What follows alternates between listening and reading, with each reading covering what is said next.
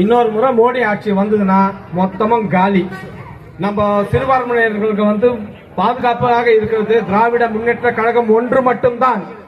அவர்கள் முதலமைச்சர் இப்பொழுது அரசியல் சூப்பர் ஸ்டாராக இருக்கிறார். இந்தியா முழுவதும் தெரிந்த ஒரே தலைவர், பாஜகவை எதிர்த்து அரசியல் செய்யக்கூடிய ஒரே தலைவர் நம்முடைய முதலமைச்சர் திரு மு.க. ஸ்டாலின் அவர்கள். மு.க. ஸ்டாலின் அவர்கள் நினைத்திருந்தால் காம்ப்ரமைஸ் செய்திருக்கலாம். ஆனால் அவர் நினைத்திருப்பது நம்முடைய மக்களை பற்றி யோசிக்கிறார், மக்களின் வாழ்வாதாரத்தை பற்றி யோசித்துக் கொண்டிருக்கிறார்.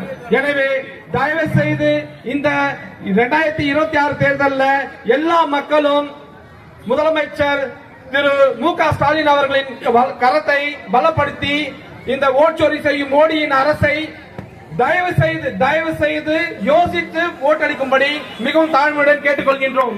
காஞ்சிபுரம் தெற்கு மாவட்ட கழகத்துடைய செயலாளரும் தொகுதியுடைய ஆர்ப்பாட்டம் இந்த ஆர்ப்பாட்டம் 100 நாள் வேலையை நிறுத்த துடிக்கும்.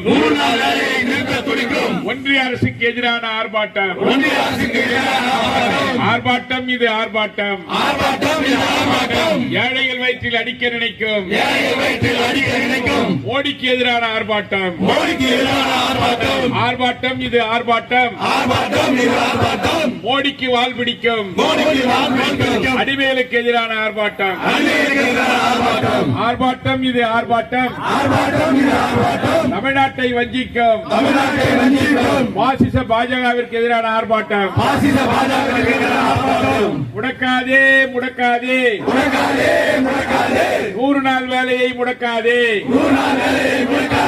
நீக்காதே நீக்காதே காந்தியின் பெயரை நீக்காதே.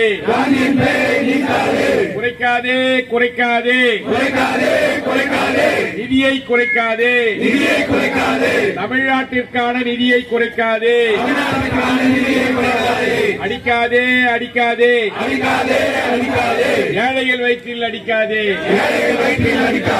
ஒதுக்காதே ஒதுக்காதே விவசாய தொழிலாளர்களை ஒதுக்காதே. மாற்றாதே மாற்றாதே பழைய முறையை மாற்றாதே.